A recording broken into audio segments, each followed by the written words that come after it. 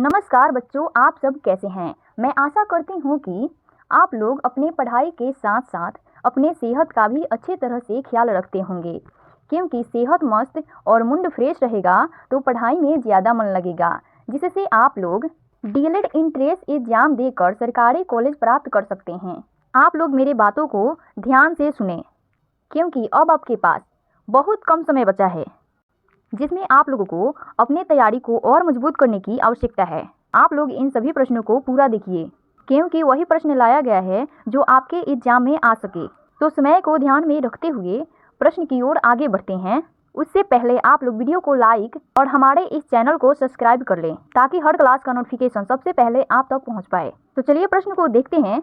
देखिए यहाँ पे प्रश्न है जो कि क्लास का फर्स्ट प्रश्न है कि इस सदन में अध्यक्षता करने वाले अधिकारी उस सदन का सदस्य नहीं होता है। इसका ऑप्शन दिया है लोकसभा, राज्यसभा, विधान परिषद और विधानसभा। इसका राइट जो आंसर होगा वो ऑप्शन नंबर बी हो जाएगा, राज्यसभा। राज्यसभा का जो अध्यक्ष होता है उसको सदस्य नहीं माना जाता है। तो चलिए अगले प्रश्नों को देखते हैं। तो देखिए यहाँ पे हमारा अगला प्रश्न है, बिहार के किस जिले में नकटी पक्षी अभयारण्य स्थित है। इसका ऑप्शन दिया है बेगूसराय, भागलपुर, जमुई और पश्चिम चंपारण। इसका सही जो आंसर होगा वो ऑप्शन नंबर सी हो जाएगा, जमुई। बिहार राज्य के जमुई एक ऐसा जिला है जिसमें नकटी पक्षी अभयारण्य स्थित है। तो चलिए आगे के प्रश्नों को देखते हैं। तो देखिए यह हमारा अगला प्रश्न है, बिहार राज्यों में कितने कृषि जलवायु क्षेत्र में बांटा गया है। इसका ऑप्शन दिया है 3, 4, 2 और 5। इसका सही जो आंसर होगा वो ऑप्शन नंबर बी हो जाएगा, 4। 4 कृषि जलवायु क्षेत्र में बांटा गया है। तो चलिए आगे के प्रश्नों को देखते हैं। तो देखिए ये हमारा अगला प्रश्न है, किसने लॉर्ड मिंटो को पाकिस्तान का जन्मदाता के रूप में मानते थे। इसका ऑप्शन दिया है डॉक्टर राजेंद्र प्रसाद, महात्मा गांधी, चित्तरंजन दास और खान अब्दुल गफ्तार खान। इसका जो सही आंसर होगा वो ऑप्शन नंबर ए हो जाएगा, डॉक्टर राजेंद्र प्रसाद, जो कि भारत के प्रथम राष्ट्रपति थे। तो चलिए आगे के प्रश्नों को देखते हैं। आगे बढ़ने से पहले आप लोग वीडियो को लाइक और चैनल को सब्सक्राइब जरूर कर लें। आप लोग अपने नींदों को अपने से दूर ही रखें, क्योंकि नींद दूर रहेगा तो सरकारी सीट जो है वो आपके नज़दीक रहेगा। तो ये देखिए ये प्रश्न मोस्ट वीवीआई प्रश्न है, जो कि डीएलएड के एग्जाम में 2 बार रिपीट किया जा चुका है। तो देखते हैं यहाँ पे प्रश्न है, क्षेत्रफल की दृष्टि से सबसे बड़ी झील कौन सी है। इसका ऑप्शन दिया है अरल सागर, कैस्पियन सागर, बेकाल झील और मिशिगन झील। इसका जो सही आंसर होगा वो ऑप्शन नंबर बी हो जाएगा, कैस्पियन सागर। तो चलिए नेक्स्ट प्रश्न को देखते हैं। तो देखिए यहाँ पे हमारा अगला प्रश्न है, कौन सा राज्य जिप्सम का सबसे बड़ा उत्पादक है। इसका ऑप्शन दिया है मध्य प्रदेश, राजस्थान, महाराष्ट्र और कर्नाटक। इसका करेक्ट जो आंसर होगा वो ऑप्शन नंबर बी हो जाएगा, राजस्थान। राजस्थान एक ऐसा राज्य है जिसमें जिप्सम का सबसे बड़ा उत्पादक किया जाता है। तो चलिए आगे के प्रश्नों को देखते हैं। देखिए यहाँ पे प्रश्न हमारा, प्रथम एशियाई खेल का आयोजन कब किया गया था। इसका ऑप्शन दिया है मनीला में, टोक्यो में और नई दिल्ली में 1951 में।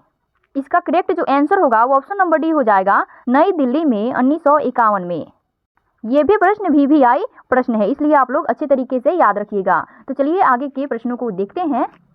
देखिए यहाँ पे हमारा अगला प्रश्न है, भारत में राष्ट्रपति महिला आयोग की स्थापना किस वर्ष की गई थी। इसका ऑप्शन दिया है यहाँ पे 1993, 1989, 1992 और 1994। इसका करेक्ट जो आंसर होगा वो ऑप्शन नंबर सी हो जाएगा, 1992। 1992 ईस्वी में भारत में राष्ट्रीय महिला आयोग की स्थापना की गई थी। तो चलिए आगे के प्रश्नों को देखते हैं। तो देखिए यहाँ पे प्रश्न है, विश्व पर्यावरण दिवस कब मनाया जाता है। हमें बताना है कि विश्व पर्यावरण जो दिवस है वो कब मनाया जाता है। इसका ऑप्शन दिया है 5 जून, 16 सितंबर, 11 जुलाई और 5 जुलाई। इसका करेक्ट जो आंसर होगा वो ऑप्शन नंबर ए हो जाएगा, 5 जून। 5 जून को विश्व पर्यावरण दिवस मनाया जाता है। और ये भी प्रश्न वीवीआई प्रश्न है, जो बिहार एसएससी में 2 बार से रिपीट किया जा रहा है। तो चलिए आगे के प्रश्नों को देखते हैं। तो देखिए यहाँ पे प्रश्न है, कौन भारतीय क्रिकेट खिलाड़ी टेस्ट क्रिकेट में 13 शतक लगाने वाले पहले खिलाड़ी थे। इसका ऑप्शन दिया है रोहित शर्मा, सचिन तेंदुलकर, वीरेंद्र सहवाग और BVS लक्ष्मण। इसका करेक्ट जो आंसर होगा वो ऑप्शन नंबर डी हो जाएगा, BVS लक्ष्मण। और ये भी प्रश्न मोस्ट VVI प्रश्न है, क्योंकि बिहार पुलिस के एग्जाम में 2022 में पूछा गया था, इसलिए आप लोग इसे अच्छे तरीके से याद रखिएगा। तो चलिए आगे के प्रश्नों को देखते हैं। तो देखिए यहाँ पे हमारा अगला प्रश्न है, नोबेल पुरस्कार किस क्षेत्र में नहीं दिया जाता है। हमें बताना है कि जो नोबेल पुरस्कार है ना वो किस क्षेत्र में नहीं दिया जाता है। इसका ऑप्शन दिया है भौतिकी क्षेत्र, रसायन क्षेत्र, संगीत के क्षेत्र में और अर्थशास्त्र के क्षेत्र में। इसका करेक्ट जो आंसर होगा ना वो ऑप्शन नंबर सी हो जाएगा, संगीत के क्षेत्र में नोबेल पुरस्कार जो है वो नहीं दिया जाता है। तो चलिए नेक्स्ट प्रश्न को देखते हैं। तो देखिए यहाँ पे हमारा अगला प्रश्न है, निम्न में से कौन भारत की एंटी टैंक मिसाइल का नाम है। इसका ऑप्शन दिया है त्रिशूल, नाग, पृथ्वी और आकाश। इसका करेक्ट जो आंसर होगा वो ऑप्शन नंबर बी हो जाएगा, नाग। भारत की एंटी टैंक मिसाइल जो है उसका नाम है नाग। तो चलिए आगे के प्रश्नों को देखते हैं। उससे पहले आप लोग अभी तक वीडियो को लाइक और चैनल को सब्सक्राइब नहीं किए हैं तो प्लीज़ अभी फटाफट से वीडियो को लाइक और चैनल को सब्सक्राइब कर लें। अगर आपको भी सरकारी कॉलेज चाहिए तो आपको जी जान और लगन से मेहनत करना होगा, क्योंकि अभी आपके दोनों हाथों में लड्डू पड़ा हुआ है, इसलिए दिन रात मेहनत कीजिए। आपके तैयारी को पूरा कराने के लिए रेगुलर एकेडमी आपके साथ है, तो आप लोग फटाफट सब्सक्राइब कर लें हमारे इस चैनल को। तो चलिए प्रश्न को देखते हैं। तो यहाँ पे प्रश्न है, सुब्रतो कप संबंधित है। हमें बताना है सुब्रतो जो कप है वो किससे संबंधित है। इसका ऑप्शन दिया है बैडमिंटन, फुटबॉल, क्रिकेट और हॉकी। इसका करेक्ट जो आंसर होगा वो ऑप्शन नंबर बी हो जाएगा, फुटबॉल।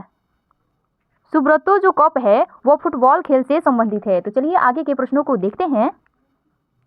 तो देखिए यहाँ पे हमारा प्रश्न है, द शेर कथा नामक क्रांतिकारी पुस्तक के लेखक कौन है।